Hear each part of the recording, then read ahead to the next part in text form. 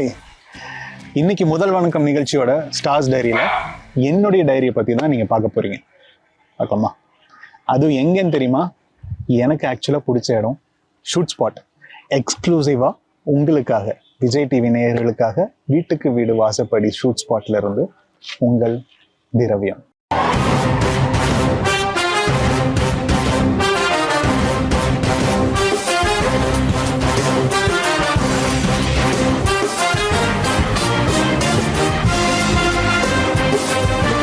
இதாங்க men's room, ஆண்களுடைய ஒப்பனை அறை. இந்த ரூமில் நாங்கள் மட்டும்தான் இருப்போம். ஸோ மேல் ஆர்டிஸ்ட் மட்டும் இங்கே இருப்போம். இங்கே தான் நாங்கள் வந்து மேக்கப், காஸ்டியூம் சேஞ்ச் எல்லாமே. உங்களோட சின்ன வயசு கனவு என்னவா இருந்தது? சின்ன வயசுலேருந்து நிறையா கனவு வந்துடுங்க. ஒரு சீசனுக்கு ஒரு கனவு மாதிரியெல்லாம் நிறையா இருந்தது. ஆக்சுவலாக ஸ்கூல் டேஸில் இருந்து பார்க்க போச்சுன்னா நான் டிஃபென்ஸில் இருக்கணும். லைக் இந்தியன் ஆர்மினா அந்த ஆர்மி விங்கில் I want to get into Indian air force. So அதுக்காக நான் ஏர்ஃபோர்ஸ் எக்ஸாம் எல்லாம் கூட அட்டம் பண்ணேன். But I didn't get through. அதுக்கப்புறம் வந்து ஸ்கூல் படிக்கும் போதே வந்து வீட்டில் அப்பா நடுவில் நீ டாக்டர் ஆகணும் அப்படின்னலாம் சொன்னாங்க. ஸோ அவர் சொன்னதுலேருந்து அந்த கனவுல வந்து கொஞ்ச நாள் அப்படியே அவங்க சொல்லிகிட்டே இருக்கிறதுனால நம்ம ட்ரை பண்ணலாம் அப்படின்னு பார்த்துட்டு இருந்தோம். பட் ஒரு பீரியடுக்கு அப்புறம் நம்ம மனசு அதில் ஒட்டாது இல்லைங்களா? ஸோ எனக்கு வந்து ஓகே, எனக்கு மெடிசனும் இன்ட்ரெஸ்ட் இல்லை போல இருக்குது அப்படின்ட்டு எனக்கு தோணுச்சு. பட் எனக்கு வந்து பெரிய ஆம்பிஷன் என்னென்னா ஏர்ஃபோர்ஸில் ஜாயின் பண்ணணும் அப்படின்னா. பட் அது நடக்கலை. மேபி ரியல் லைஃப்பில் நடக்கலைனாலும் ரியல் லைஃப்பில் நான் நிறையா கதாபாத்திரங்கள் இப்போ பண்ணலாம். நீங்கள் வெளி உலகத்தை பொறுத்த வரைக்கும் இன்ட்ரோவர்ட்டா இல்லை எக்ஸ்ட்ரோவர்ட்டா? இன்ட்ரோவர்ட் தாங்க. நான் வெளி உலகில் ஆக்சுவல் பர்சனாகவே வந்து நான் கொஞ்சம் இன்ட்ரோவர்ட் தான். இப்போது ஒரு குரூப் இருக்காங்க அப்படின்னா அவங்களுக்குள்ளே நான் மிங்கிள் ஆகிறதுக்கு, சகஜமாக பழகிறதுக்கு, பேசுகிறதுக்கு, என்னுடைய ஐடியாஸ் எல்லாம் சொல்கிறதுக்கு வந்து எனக்கு கொஞ்சம் டைம் தேவைப்படுது. நான் அந்த ஒரு கம்ஃபர்ட்னஸ் நான் க்ரியேட் பண்ணிட்டேன்னா நான் ஜாலியாக இருப்பேன். பட் அது க்ரியேட் ஆகிறதுக்கு எனக்கு கொஞ்சம் டைம் ஆகும். பேசிக்கலி இன்ட்ரோவர்ட் தான். இதை சொல்கிறதுக்கே வந்து திணறேன். ஸோ இதுலேயே உங்களுக்கு தெரிஞ்சிருக்கும். ஆக்டிங்கை தவிர உங்களுக்கு வேறு எந்தெந்த விஷயத்தில் இன்ட்ரெஸ்ட் இருக்குது? நிறையா விஷயத்தில் இன்ட்ரெஸ்ட் இருக்குங்க. எனக்கு ஃபோட்டோகிராஃபி ரொம்ப பிடிக்கும். நடுவில் நான் ஃபோட்டோகிராஃபிஸ் எல்லாம் பண்ணிகிட்ருக்கேன். அதுக்கப்புறம் டிரைவிங்னா எனக்கு ரொம்ப பிடிக்கும். குக்கிங் பிடிக்கும். வீட்டில் வந்து இருந்தேன்னா டெஃபினட்டாக நான் தான் குக் பண்ணுவேன். நான்வெஜ் எல்லாம் சமைக்கிறதுக்கு ரொம்பவே பிடிக்கும். அதுக்கப்புறம் ஏன் ட்ரெக்கிங் எனக்கு ரொம்ப பிடிக்கும் ஆக்சுவலாக. சார் ரெடி ஆகிட்டே இருக்கேன். ஒரு 10 minutes வந்துடுவேன். ஏங்க உங்ககிட்ட பேசிட்டு நான் ரெடி ஆகிறதுக்கு மறந்துட்டேன், கொஞ்சம் வெயிட் பண்ணுங்க, நான் ஃபஸ்ட்டு ரெடி ஆயிடுறேன், அதுக்கப்புறம் கண்டினியூ பண்ணுறேன்.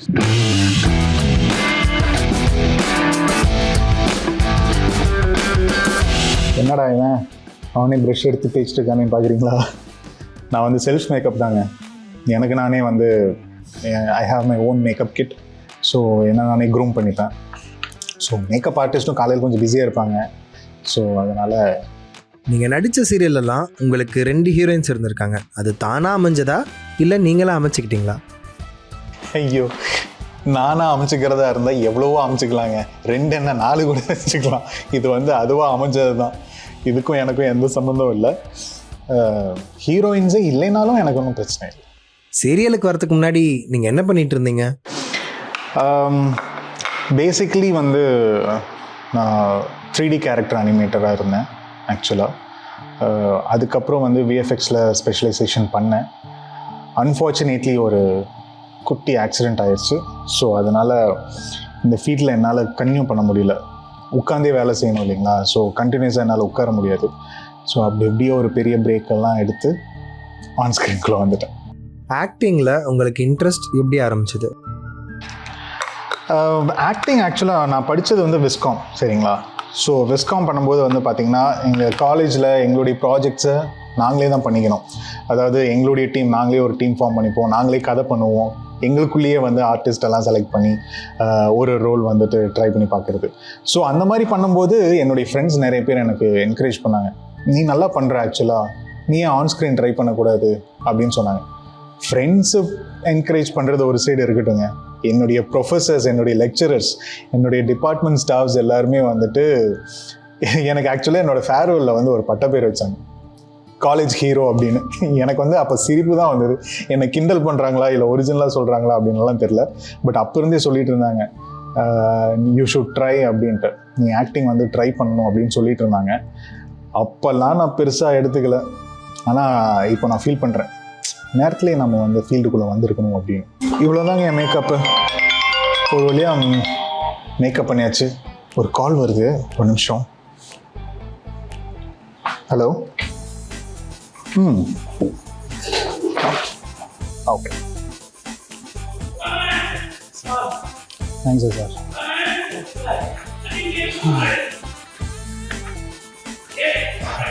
சாரிங்க, அது சீன் பேப்பர் கொடுத்தோன்னே சீனுக்குள்ளே மூழ்கிட்டேன், அவ்வளோதான். ஆக்சுவலாக சீன் ஷூட் பண்ணுறதுக்கு முன்னாடி அதை கொஞ்சம் ப்ரிப்பேர் பண்ணிக்கிறது என்னுடைய பழக்கம். ஸோ அதனால தான் சீன் பேப்பர் முதலே கொடுத்துருவாங்க.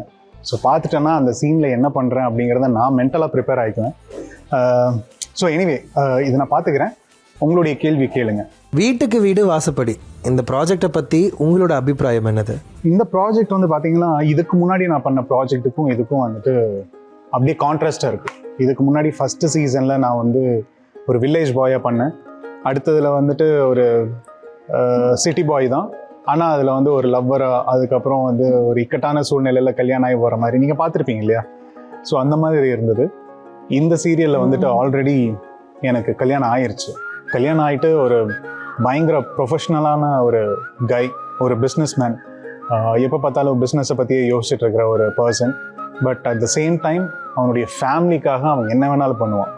நிறைய பேர் இருக்காங்க குடும்பத்தில், அப்பா அம்மா தங்கச்சி தம்பி அண்ணன், இந்த மாதிரி வந்து ஒரு பெரிய பட்டாளமே இருக்குது.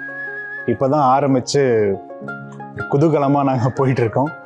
போக போக நீங்களே பார்ப்பீங்க என்ன நடக்குது. சினிமாவில் உங்களுக்கு ஒரு ரோல் கிடைச்சா நீங்கள் ஹீரோவாக நடிக்க ஆசைப்படுவீங்களா, வில்லனாக நடிக்க ஆசைப்படுவீங்களா, இல்லைனா கேரக்டர் ஆர்டிஸ்டாக நடிக்க ஆசைப்படுவீங்களா? ஆக்சுவலாக டிஃபிகல்ட்டான கொஸ்டின். எனக்கு மூணுமே பண்ணணும்னு ரொம்ப ஆசை.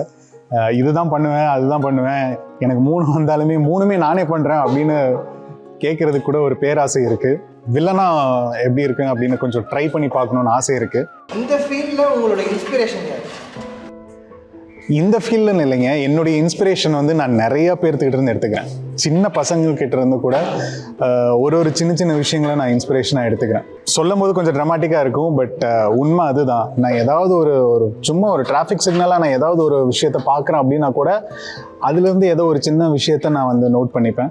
சம்டைம்ஸ் வந்து அதை நான் பண்ணுற கேரக்டர்ஸில் யூஸ் பண்ணுவேன். அண்ட் என்னுடைய ரியல் லைஃப்பில் வந்து அதை வச்சு நான் எப்படி என்ன பாசிட்டிவாக மாற்றிக்க முடியும் அப்படிங்கிறதையும் வந்து யோசிப்பேன். ஸோ பர்டிகுலராக வந்து எனக்கு சொல்ல தெரியல, பட் நான் நிறைய விஷயத்துலேருந்து நான் இன்ஸ்பிரேஷன் எடுத்துக்கிறேன். சாரிங்க, பேசிக்கிட்டே வந்துட்டு சீன் பேப்பரை வந்து படிக்க விட்டேன். எனக்கு கொஞ்சம் டைம் கொடுங்க, சீன் பேப்பர் படிச்சுட்டு பாக்கி கன்டினியூ பண்ணுறேன். ஓகே.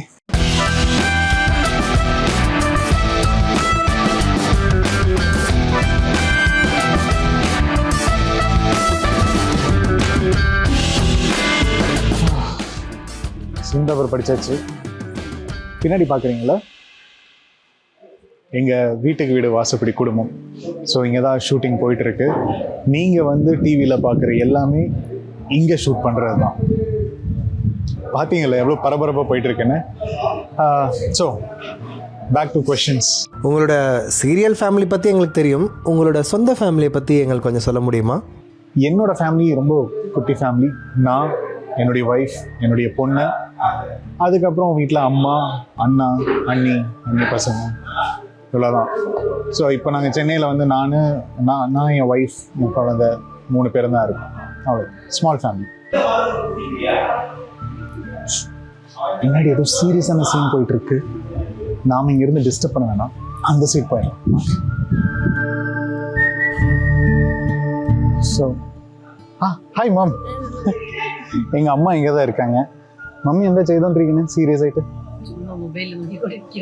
சும்மா வேறு இதே மொபைல் நோக்கிட்டு இருக்கு.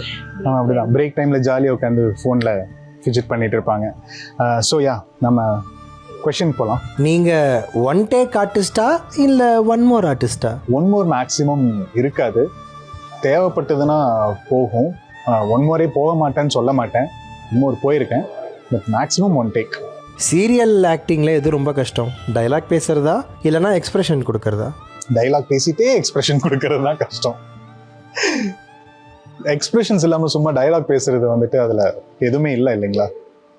ஸோ ரெண்டுமே ஆக்சுவலாக இது இல்லாட்டி அது இல்லை, அந்த மாதிரி ரெண்டுமே ஒட்டி தான் இருக்கும். எனக்கு அடுத்த சீனுக்கு டைம் ஆயிடுச்சு, நான் போய் ரெடி ஆகிறேன். ஓகேயா, கூடிய சீக்கிரம் இன்னும் நிறையா நம்ம பேசலாம் அடுத்த சந்தர்ப்பத்தில்.